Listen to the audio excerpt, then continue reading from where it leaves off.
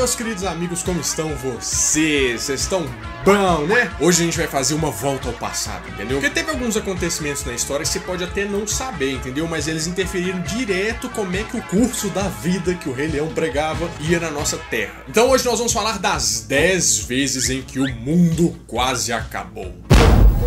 Puta vida! Teve umas que você passou aí raspando, entendeu? E você nem ficou sabendo. Fim do mundo é sempre um tema pro cinema, né? Sempre a gente vê lá, tipo, o Armagedon, Impacto Profundo, tem que nem o Waterworld, o Mundo das Águas. Não deve ter nada a ver o título em inglês, tá? Tipo, Gasparzinho, o Fantasminha Camarada. Em inglês é Casper. Tipo, Ferris Bueller vira Curtindo a Vida Doidado. Inclusive, tem uma coisa boa pra vocês saberem, ó. Tem um canal de um amigo meu, que é o Júnior Silveira, que fez um vídeo sobre isso, sobre as traduções de filme. Aquela chamada clássica da sessão da tarde, Curtindo a Vida Doidado. Inclusive um canal muito bom pra você que tá aprendendo a falar inglês aí, quer aprender a falar inglês. Clica aqui em cima que você cai direto no vídeo dele. Clica aqui no primeiro link da descrição, vai lá, inscreve no canal do Júnior, hein? Quer aprender inglês também? Já ajuda bastante, eu tô precisando. Eu só sei o verbo to be. Estudei em escola pública, né, gente? Você sabe como é que é. Bom, mas então vamos começar porque o vídeo tem muita coisa e vamos terminar antes que o mundo acabe, né? Então, vambora. Primeiro nós vamos para 1883 com o vulcão Krakatoa. Então, o vulcão Krakatoa é um fenômeno de um supervulcão. O que é um supervulcão? É um vulcão gigante com proporções de um deus vulcão. Nessa época, né, antes de 1883, o pessoal que estava ali na região via uma ilha simpática que eles chamavam de Ilha de Krakatoa, né? Era só três montanhazinhas assim, cheio de graminhas, mas eles não sabiam que aquilo ali ia ser o estopim da própria eliminação deles. O que acontece? Para baixo dessas montanhas tem como se fosse um estoque de magma, né? E esse estoque de magma era um estoque diferenciado, aquela safra, né, de vinho envelhecido 65 milhões de anos. E chegou um ponto que esse magma era tão viscoso que ele começou a dar um revertério ali embaixo e começou a sedimentar na boca do vulcão. Aí o que acontece? Isso funcionou como se fosse uma rolha de um vinho, entendeu? Só que começou a ficar tão grossa essa rolha e a pressão ali embaixo ficou tão densa que em um determinado ponto em 1883 esse vulcão começou a explodir. E foi bem forte porque o vulcão conseguiu se autodestruir. O vulcão simplesmente sumiu. Pra você ter uma ideia do tamanho dessa explosão, foi o som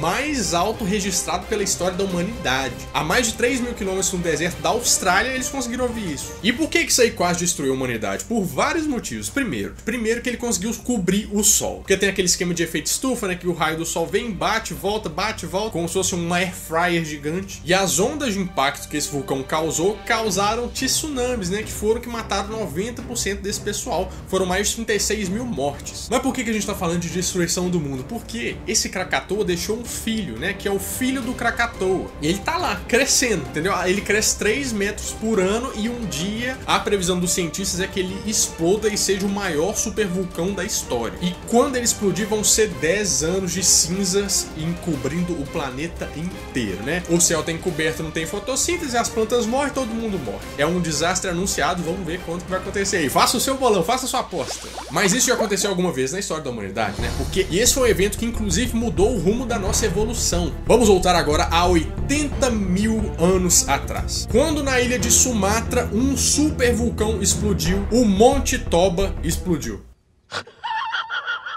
Eu não tô brincando, realmente ele se chama Monte Toba. Inclusive eu acho que ele comeu muita pimenta no dia, né? O Monte Toba ficou um pouco...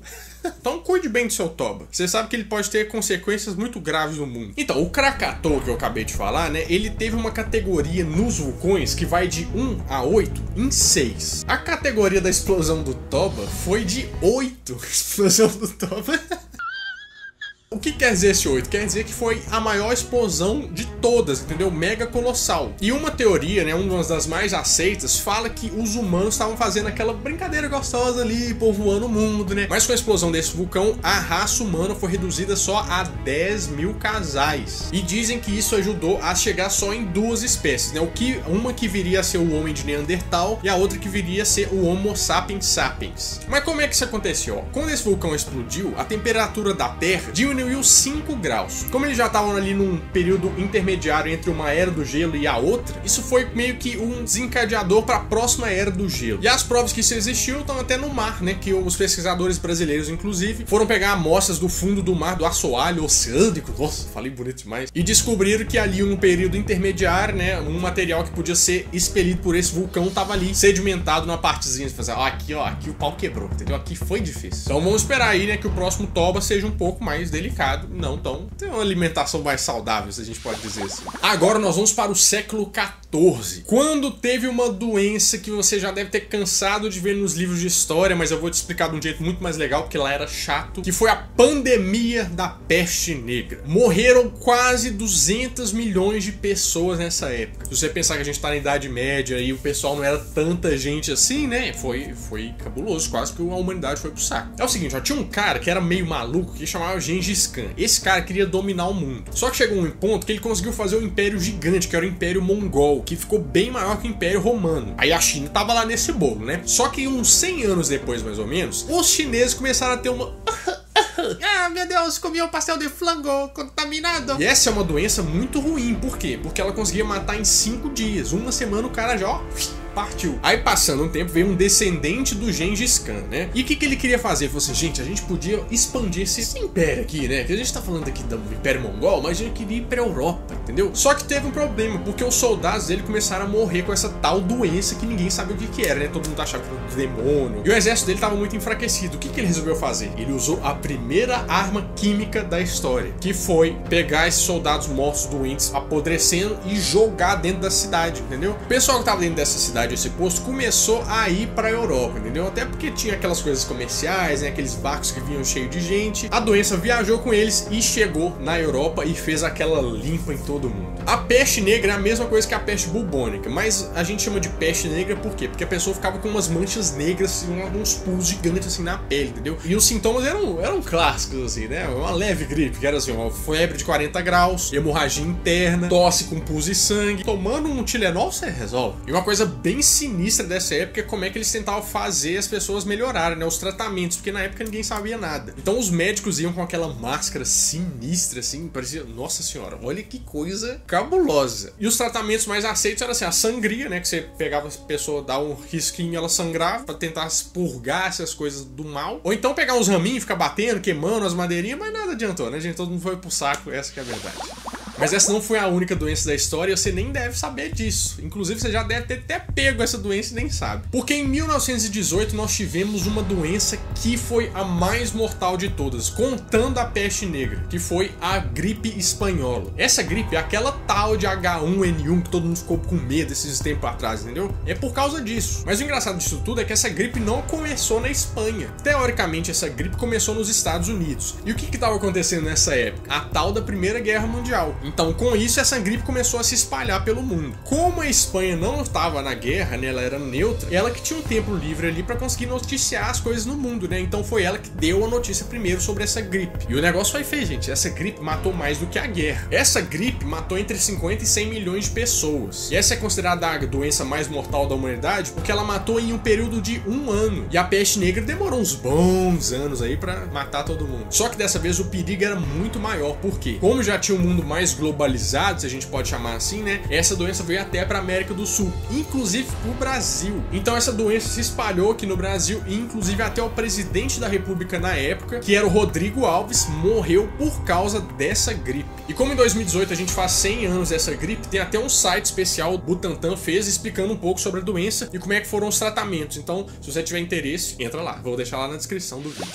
Outra coisa que quase mandou o mundo para as cucuias foi o nosso amigo. O ditador mais sanguinolento, mais cruel que o mundo já viu. Um tal de Adolf Hitler. Mas o Hitler, o que tem a ver o Hitler com o fim do mundo? Meu amigo, você já pensou, se o Hitler tivesse ganhado essa guerra, o que ia acontecer com o mundo? Do jeito que o cara perseguiu os judeus, né, que ele tava querendo dominar grande parte da Europa ali, eu tenho a certeza que o mundo não ia ser igual hoje. Você não ia ter smartphone, você não ia ter nada. Mas como é que ele chegou lá, né? Como é que chegou nesse ponto do Hitler conseguir ir contra a paz mundial? É o seguinte, ó, depois da Primeira Guerra Mundial, a Alemanha ficou em pedaços. Que ela teve que pagar pelo que ela fez, né? Teve que dar dinheiro pros ganhadores da Primeira Guerra. Muito tempo depois, idas e vindas, né? Chegou um momento em que o Hitler era o líder do partido nazista e em um determinado momento ele virou o chanceler da Alemanha. Alemanha. O que é o chanceler? O chanceler não é o presidente da Alemanha, mas ele tinha ali um poder representativo. E ele tá lá, né, falando na cabeça da população, fazendo aqueles discursos. O cara tinha uma oratória muito grande, ele conseguia convencer as pessoas, e chega um determinado momento em que o presidente morre. O Hitler vai lá, não quer nada, mexe uns pauzinhos e vira o Führer, que é o ditador do Império Alemão. Esse cara era muito doido, mas ele economicamente tinha umas ideias muito boas. Porque aí que veio o tal do milagre alemão. O que esse cara conseguiu fazer? Ele conseguiu reerguer a Alemanha. Ele deu emprego pra todo mundo. O pessoal agora tava feliz. Por isso que ele foi tão popular. O pessoal falou assim, o Hitler era um herói, ele salvou a gente. Diz que $1 chegou a valer 2 milhões de marcos, que era a moeda da Alemanha. E ele conseguiu subir isso a ponto de ficar pau a pau ali. Então, nesse tempo, ele formou o Terceiro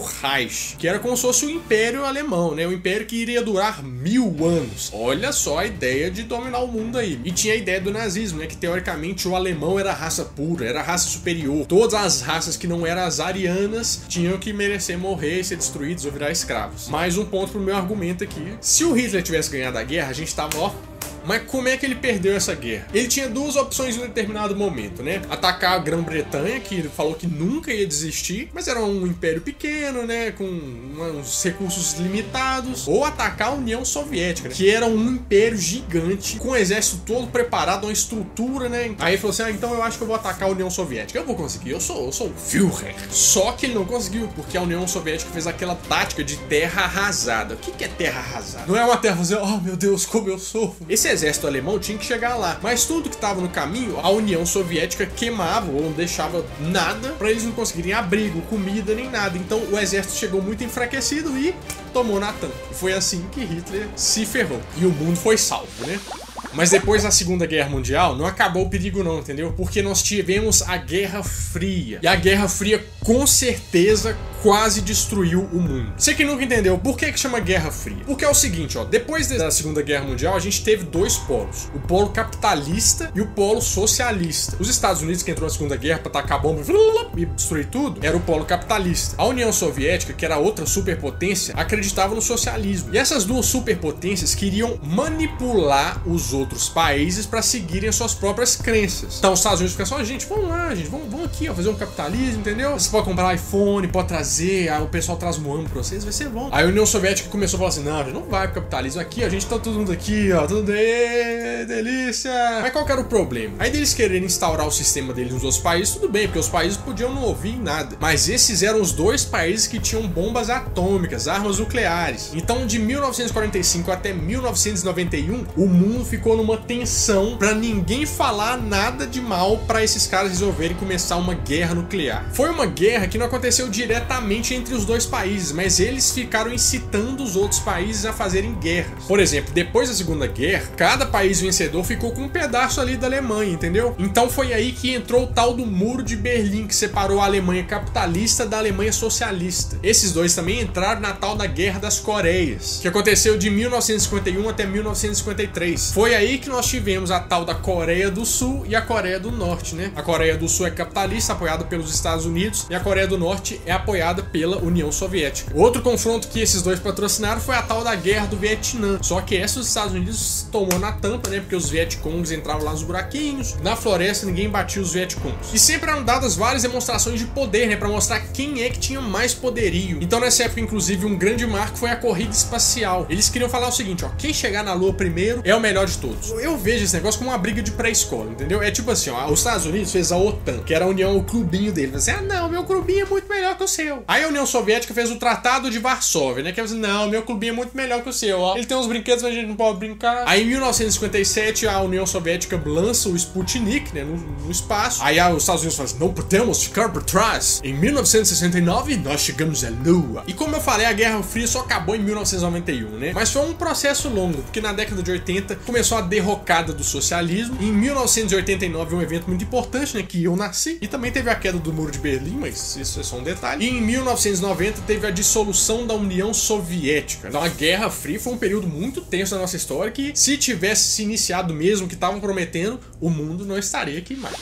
Agora vamos para 1983, quando aconteceu uma coisa que realmente o mundo quase foi pro saco. Como eu acabei de falar, nesse período a gente ainda tava na Guerra Fria, né? E qual que era a cultura dos países? Fazerem bunkers, né? O bunker é uma estrutura que é como se fosse um complexo antinuclear. E tinha um bunker na União Soviética que chamava Serfurkov. Esse bunker servia para alertar o pessoal se os mísseis dos Estados Unidos tinham sido lançados para eles poderem contra-atacar. Como era um período muito tenso, o pessoal não tava pensando direito. E teve uma vez que um Boeing 747 da Korean Airlines estava sobrevoando o espaço aéreo ali da União Soviética. E eles acharam que tinha alguma treta, né? E abateram esse avião. E 269 pessoas inocentes morreram. O que aconteceu? A opinião pública falou assim: meu, não, mas não é possível. Ô, União Soviética, não faz isso. Olha só, você tá destruindo tudo. Você nem sabe o que você tá fazendo, você tá errado. E isso deixou todo mundo meio tenso, porque a partir dali podia começar a guerra nuclear. E em 26 de setembro de 1983 aconteceu uma coisa maluca. Tinha um cara que chamava Stanislav Petrov, né? Esse cara trabalhava no bunker, teoricamente era pra ele estar de folga. Mas como um colega dele passou mal, ele foi escolhido pra substituir ele e tava lá de guarda. Do nada, o sistema de defesa desse bunker começou a apitar, entendeu? O que isso significa? Significa que tem míssil vindo na direção da União Soviética. Aí todo mundo pensa: ai meu Deus do céu, o que faz? Cadê o manual, né?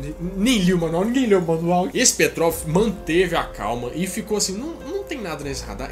Será que esse alarme tá funcionando? Depois disso, alerta de mais 5 mísseis indo em direção à União Soviética. E ele pensa: não é possível, mais 5 mísseis ia tá. Eu acho isso aqui um alarme falso. E o Petrov teve uma decisão difícil. Teoricamente, ele tinha que reportar aos superiores dele que os mísseis estavam vindo para eles contra-atacarem. Mas só que ele teve um feeling ali que isso era um alarme falso e não fez nada. E ele estava certo, porque isso era um alarme falso. Teve um problema ali com os sensores, que eram algumas nuvens que estavam passando no mesmo lugar ali e dispararam todo o sistema da União Soviética. Então você pensa, esse Petrov foi quem salvou o mundo, porque se ele tivesse respondido, ia acontecer a guerra nuclear. Só que na União Soviética ele foi questionado por não seguir as ordens, né? Não avisar os superiores que tinha acontecido alguma coisa assim. E ele sofreu várias sanções ali, né? Ele não subiu de patente mais, ele teve que ficar calado, porque a União Soviética não queria demonstrar que eles tinham uma falha num sistema tão complexo assim. E só em 2006 esse cara foi reconhecido por ter salvado o mundo. Agora, já depois da Guerra Fria, em 1995, também teve outra treta nuclear. É o seguinte, ó, tinha uns pesquisadores dos Estados Unidos querendo pesquisar a aurora boreal. E para isso eles lançaram um foguete, né, com um equipamento para poder fazer isso. Esse foguete ia passar diretamente no espaço aéreo russo. E eles avisaram todo mundo: ó, gente, isso é um estudo, nós vamos passar um foguete aí, mas ele vai subir, vai para a aurora boreal. Só que alguém esqueceu de passar essa mensagem para a Rússia. Aí você já pensa que a treta que isso deu. A treta começou quando a Rússia detectou um míssil de 4 estágios, né? 4 estágios quer dizer que seria o mesmo tipo de míssil que leva uma ogiva nuclear. Aí todo mundo ficou doido, né? Falou assim: não é possível, eles estão atacando a gente e tal. E chegaram até a levar a lendária maleta, né, de mísseis nucleares pro presidente, que era o Boris Yeltsin. Pra você ter uma ideia do tamanho da treta, na época tinham 31 mil bombas nucleares no mundo. 30 mil divididas entre Estados Unidos e Rússia. O negócio ia ser sinistro. E eles ficaram apreensivos, mas o presidente resolveu esperar. Dizem que ele tava sóbrio no dia, entendeu? Que ele gostava muito de uma berita assim. E viram que esse foguete tava subindo, subindo, subindo. E foi para outro lado, que não era o que eles estavam esperando. E felizmente não apertaram esse botão, não apertaram o botão da maleta. E nós estamos aqui hoje para contar a história. Como a gente sempre vê nos filmes, né, em Armagedon, Impacto Profundo, sempre tem um meteoro vindo para a Terra e quando esse meteoro cai, a humanidade vai pro saco. Mas em 1989, isso quase aconteceu de verdade. Nos filmes sempre mostra que a NASA está monitorando os asteroides, né, que a gente sabe tudo que tá lá no espaço, mas talvez não seja tão assim. Porque tinha um meteorito que chamava Asclepios. Ele tinha mais ou menos 800 metros de diâmetro. E isso era mais do que suficiente para dar uma detonada na gente. Mas e se eu te dissesse que por um intervalo de 6 horas, a Terra não foi destruída? Pois é, na trajetória que a Terra estava 6 horas antes e que esse meteoro estava 6 horas antes, ele ia bater de frente com a Terra. E você sabe quanto que a NASA descobriu isso? Uma semana depois que o meteoro já tinha passado por aqui. E isso serviu inclusive para a NASA melhorar os equipamentos de previsão que ia acontecer, né? A tecnologia evoluiu. Pode ser até que esteja funcionando hoje em dia, mas se eu fosse você, eu assistia mais esses filmes, pra você saber como você tem que reagir quando acontecer de novo, porque talvez venha um meteoro aí. né? Vamos esperar que não.